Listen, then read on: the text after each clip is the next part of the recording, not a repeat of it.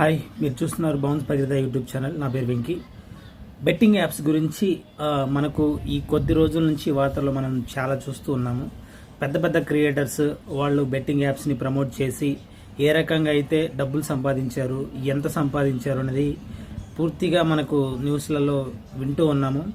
నా అన్వేషణ ఛానల్ ద్వారాగా ఆయన అందరినీ ట్రోల్ చేసేసి చాలామందిని ఆయన పట్టుకోవడం జరిగింది. దాని ద్వారా గవర్నమెంట్ రియాక్ట్ అయ్యి వాళ్ళందరినీ అరెస్ట్ చేయడం జరుగుతుంది. సో నేను ఇక్కడ చెప్పేది ఏంటి అంటే, నేను ఎవరికి సపోర్టర్ని కాదు, బట్ వాళ్ళని నెగిటివ్ చేయాలనే ఉద్దేశం కూడా కాదు.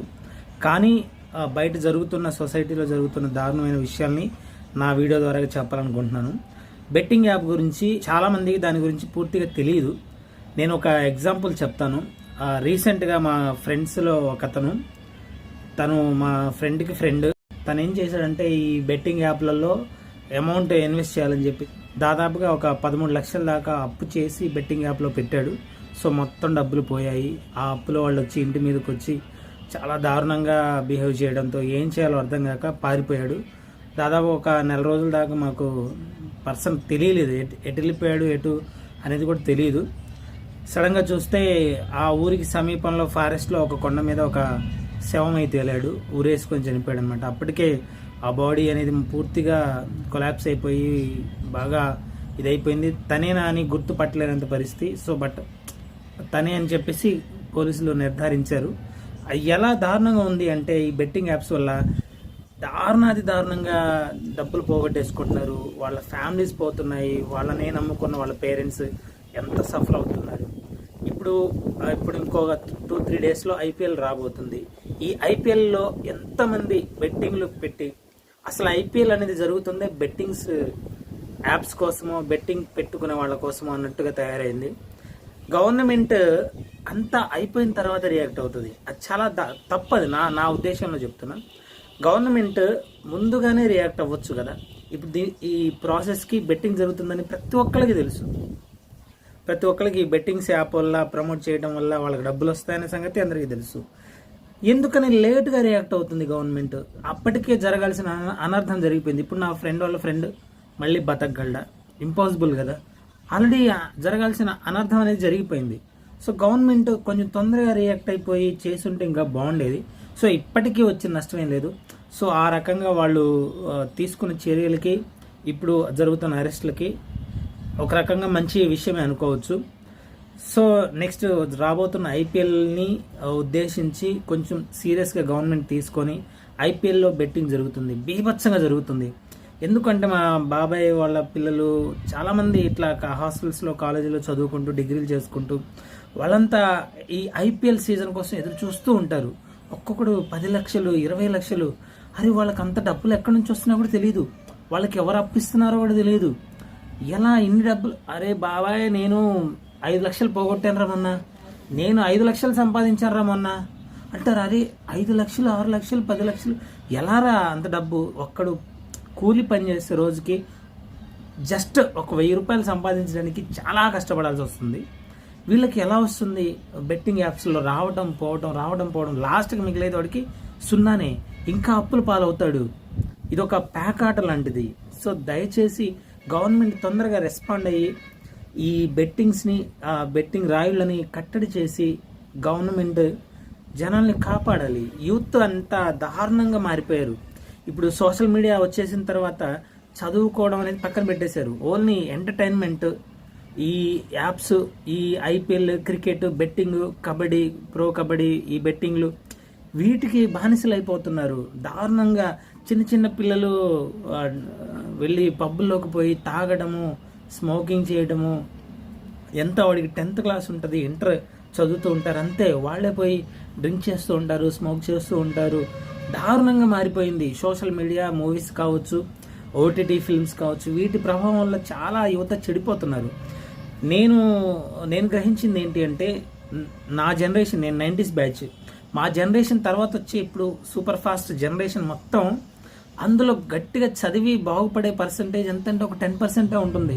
దాదాపు 90% స్టూడెంట్స్ చెడిపోతున్నారు. కారణం ఏంటి అంటే ఈ బెట్టింగ్ యాప్స్ వల్ల, తర్వాత మూవీస్ వల్ల, ఓటీటీ ఫిల్మ్స్ వల్ల, సోషల్ మీడియా వల్ల. ఇన్స్టాగ్రామ్ మరీ దారుణంగా తయారైంది. ఇన్స్టాగ్రామ్ ఎంతగా అంటే వల్గారిటీ, దానిలో ఇన్స్టాగ్రామ్ అనేది వల్గారిటీని నిషేధించలేదు. దానివల్ల చాలామంది దానికి ఎడిక్ట్ అయిపోయి బానిసలుగా మారిపోయి వాళ్ళ చదువుని, వాళ్ళ లైఫ్ని నెగ్లెక్ట్ చేస్తున్నారు. వాళ్ళకి నెక్స్ట్ ఏం జరుగుతుందని తెలియదు. అదే లోకం అనుకుంటున్నారు. ఓకే, నాకు మొబైల్ ఉంటే చాలు, నేను హ్యాపీగా బతికేస్తా అనే పరిస్థితికి వచ్చేసింది ఇప్పుడు సొసైటీ.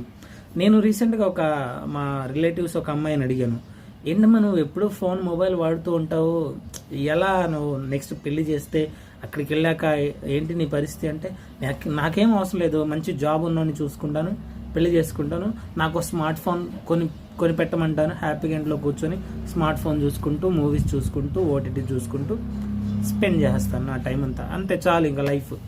అంతే నా లైఫ్. ప్రతి ఒక్కడి పుట్టుకకి ఒక కారణం ఉంటుంది. అది చిన్నది కావచ్చు, పెద్దది కావచ్చు, ఏ స్థాయిలో వాళ్ళకి ఆ స్థాయిలో ఉంటుంది. కానీ నువ్వు పుట్టినందుకు నువ్వేదో చేయాలి, ఏదో సాధించాలి. ఏం సాధించకుండా ఇలాగే మధ్యలో ఆగిపోవడం అనేది చాలా బాధాకరమైన విషయం. నేను చెప్పేది ఏంటి అంటే, టోటల్గా యూత్ కావచ్చు, ఇప్పుడు జనరేషన్ కావచ్చు, ప్లీజ్ దయచేసి సోషల్ మీడియాకి బానిసలు అవ్వకండి. మీరు ఫస్ట్ చేయాల్సింది ఏంటి అంటే, మీ లైఫ్ని సెట్ చేసుకోవడం. ఎంత బాగా చదువుకుంటే మన లైఫ్ అంత బాగా సెట్ అవుతుంది. ఇప్పుడు ఎన్ని సౌకర్యాలు ఉన్నాయి, ఎన్ని రకాలుగా అప్డేట్ అయ్యాము, అనేక రకాలుగా మనకు పని దొరుకుతుంది, చక్కగా బ్రహ్మాండంగా బతకొచ్చు. మన ఇండియా ఆల్రెడీ డెవలప్ అవుతున్న కంట్రీ, ఆల్మోస్ట్ డెవలప్ అయిపోతున్నాము. ఇలాంటి పరిస్థితుల్లో ఈ సోషల్ మీడియాకి ఎఫెక్ట్ అయిపోయి యువత మొత్తం ఇలా మారిపోతే ఇండియా డెవలప్ అయ్యేది కాస్త ఆగిపోతుంది. మన దేశం బాగుపడాలి అన్నా, మనం బాగుపడాలన్నా మన దగ్గర నుంచే ఉంటుంది. సో దయచేసి ఈ సోషల్ మీడియాస్కి వీటికి ఎఫెక్ట్ అయిపోయి దానికి బానిసలైపోయి మీ లైఫ్ని ఖరాబ్ చేసుకోకండి. అండ్ బెట్టింగ్ యాప్స్ని ప్రమోట్ చేసే వాళ్ళు ఉన్నారు, యూట్యూబర్స్. ఇప్పుడు ఈ హర్ష సాయి అనే వ్యక్తి చాలామందికి ఇన్ఫ్లుయెన్సర్, ఇంక్లూడింగ్ మీ. నేను కూడా ఒకప్పుడు అతను అరే ఎంత బాగా చేస్తున్నాడు, ఎలా వీడియోస్ చేస్తున్నాడు. కానీ ఒక డౌట్, ఇంత డబ్బు ఎక్కడి నుంచి వస్తుంది, ఎలా చేయగలుగుతున్నాడు? పోనీ అతని ఫ్యామిలీ బ్యాక్గ్రౌండ్ చూసుకుంటే ఏమన్నా గొప్పవాడా? కాదు. పోనీ రిచ్ కిడ్డా? కాదు. చాలా పూర్ స్టేజ్ నుంచి, మీడియం ఫ్యామిలీ నుంచి వచ్చాడు. ఎక్కడి నుంచి వస్తున్నాయి ఇంత డబ్బు, ఎలా సంపాదించి ఇంతమందికి ఎలా పంచగలుగుతున్నాడు? థర్డ్ పార్టీ ఏమైనా ఉందా అనే డౌట్స్ కూడా చాలామందికి వచ్చి, ఇంక్లూడింగ్ నాకు కూడా వచ్చింది. బట్ తను ఇలా చేస్తాడు, ఇలా చేసి డబ్బులు సంపాదించి జనాలకు పంచాడు అనేది ఒక రకంగా జనాలకు సేవ చేయడం అనేది మంచిదే. కానీ ఈ రకంగా చేసి చేయడం అనేది చాలా తప్పు. అతడి వల్ల అతను హెల్ప్ చేస్తూ ఉండొచ్చు, కానీ అతడి వల్ల లాస్ అయిపోయిన ఫ్యామిలీస్ వందల్లో ఉంటాయి. సో దయచేసి యూత్ అర్థం చేసుకోండి. ఈ బెట్టింగ్ యాప్స్ని ప్రమోట్ చేస్తున్నారు కదా అని చెప్పేసి అట్రాక్ట్ అయిపోయి వాటిలో మీ టైం అంతా స్పెండ్ చేసేసి మీ లైఫ్ని వేస్ట్ చేసుకోకండి ప్లీజ్. ఈ రకమైన బెట్టింగ్ యాప్స్ని ప్రమోట్ చేసే యూట్యూబర్స్ చాలామంది ఉన్నారు, చాలామంది పెద్ద పెద్ద వాళ్ళు ఉన్నారు. ఇప్పుడిప్పుడే కొంతమంది, ఇప్పుడు బిగ్ బాస్ సీజన్ 8లో టేస్టీ తేజ తన పేరు కూడా బయటకు వచ్చింది, తర్వాత యాంకర్ శ్యామల గారి పేరు బయటకు వచ్చింది. ఇలా చాలామంది పెద్ద పెద్ద సెలబ్రిటీస్ అందరి పేర్లు బయటకు వస్తున్నాయి. సో వాళ్ళందరూ ఎలా అంత హ్యాపీగా దర్జాగా లగ్జరీ కార్లలో తిరుగుతున్నారు, మనం కూడా అలాగే తిరుగుతామని చెప్పేసి చాలామంది వాళ్ళకి అట్రాక్ట్ అయిపోయి డబ్బులు మొత్తం పోగొట్టేసుకుంటున్నారు. సో నేను నా అనుభవంతో చెప్పేది ఏంటి అంటే, ఫ్రీగా వచ్చే డబ్బు ఎప్పటికీ మనది కాదు, మనకు వచ్చినా అది ఉండదు. ఖచ్చితంగా చెప్తున్నా, నా ఎక్స్పీరియన్స్తో చెప్తున్నా. నేను చాలా రోజుకొక యాప్ వస్తుంది, రోజుకొక స్కామ్ జరుగుతుంది. మీరు వినే ఉంటారు బయట ఏంటి అంటే, షాపింగ్ పార్ట్నర్షిప్ అని బిజినెస్లు వచ్చేసాయి. మనం ఒక 20,000 30,000 డిపాజిట్ చేస్తే ఆ డబ్బులు మనకు మళ్ళీ రిటర్న్ వస్తాయంట, అంతకుమించి డబ్బులు వస్తాయంట. పోనీ మనం అమౌంట్ కడితే డాలర్లో వస్తాయంట. ఇలాంటి చాలా కంపెనీస్ వచ్చాయి. క్రిప్టో కరెన్సీ ఇది ఇంకా పెద్ద ఫ్రాడ్.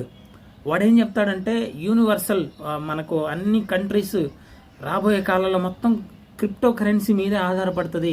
డాలర్ ఉండదు, రూపాయి ఉండదు, ఇవన్నీ దినార్లు ఉండవు, ఇవేమీ ఉండవు. ఓన్లీ క్రిప్టో కరెన్సీ ఒక్కటే రూపాయి ఉంటుంది, అది ఆన్లైన్లో ఉంటుంది. మీరు క్రిప్టో కరెన్సీని కొనుక్కోండి, ఇప్పుడే తక్కువ కాస్ట్లో ఉంటుంది అని చెప్పి రకరకాలుగా మోసం చేస్తున్నారు. దయచేసి అస్సలు మోసపోకండి ప్లీజ్. నేను ఆల్రెడీ నా అనుభవంతో చెప్తున్నా, నేను కూడా చాలా లాస్ అయిన ఆ విషయంలో. సో వీటన్నిటినీ నమ్మకండి తొందరగా. వాటి వల్ల మనకు చాలా లాస్ జరుగుతుంది, మనం మళ్ళీ కోలుకోలేము. సో లైఫ్ అనేది మళ్ళీ రాదు. నాకు 30 years, నేను మళ్ళీ రిటర్న్ వెళ్ళి ఫస్ట్ నుంచి చదువుకుంటాను అంటే కుదురుతుందా? కుదరదు. మళ్ళీ నేను వెళ్ళి నా ప్రాబ్లమ్స్, నాకు వచ్చిన సమస్యల్ని రెక్టిఫై చేసుకుందాం అంటే కుదురుతుందా? ఖచ్చితంగా కుదరదు.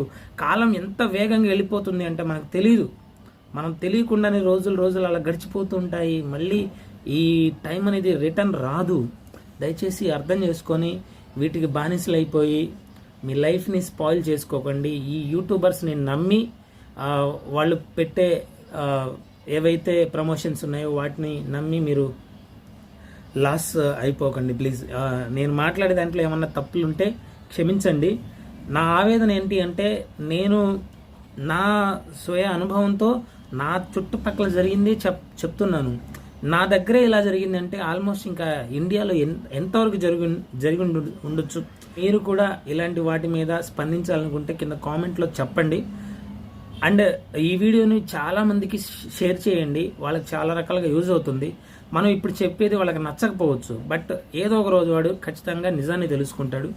అప్పటికి జరగాల్సిందంతా జరిగిపోతుంది, ఏమీ మిగలదు. అరే అప్పటికి అలా అన్నారే వినలేదు అని చెప్పేసి చాలామంది అనుకుంటారు, బట్ జరగాల్సిందంతా జరిగిపోతుంది. అప్పటికి మనం చేయగలిగింది ఏం లేదు. సో దాన్ని ఇప్పుడే గ్రహించి ముందుకెళ్ళిన వాడే జీవితంలో గొప్పవాడు అవుతాడు, ఎదుగుతాడు. సో చాలా రకాలుగా మనకు అవకాశాలు ఉన్నాయి.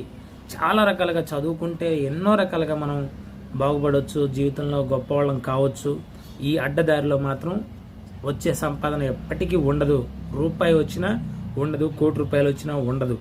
దయచేసి సీరియస్గా లైఫ్ని సీరియస్గా తీసుకొని హ్యాపీగా చదువుకోండి. యూత్కి అయితే నేను చెప్పేది ఇదే. సో ఇప్పటిదాకా నా వీడియోస్ చూసిన వాళ్ళందరికీ థ్యాంక్ యూ సో మచ్. నా వీడియో కనుక నచ్చినట్లయితే ప్లీజ్ లైక్ చేయండి, షేర్ చేయండి, నా ఛానల్ని సబ్స్క్రైబ్ చేసుకోండి. ఈ వీడియోని చాలామందికి ఫార్వర్డ్ చేయండి, మీ ఫ్రెండ్స్కి, మీ రిలేటివ్స్కి షేర్ చేయండి. ముఖ్యంగా యూత్కి షేర్ చేయండి. వాళ్ళలో ఒక్కళ్ళు మారినట్టే కాబట్టి. So thank you so much. జై హింద్.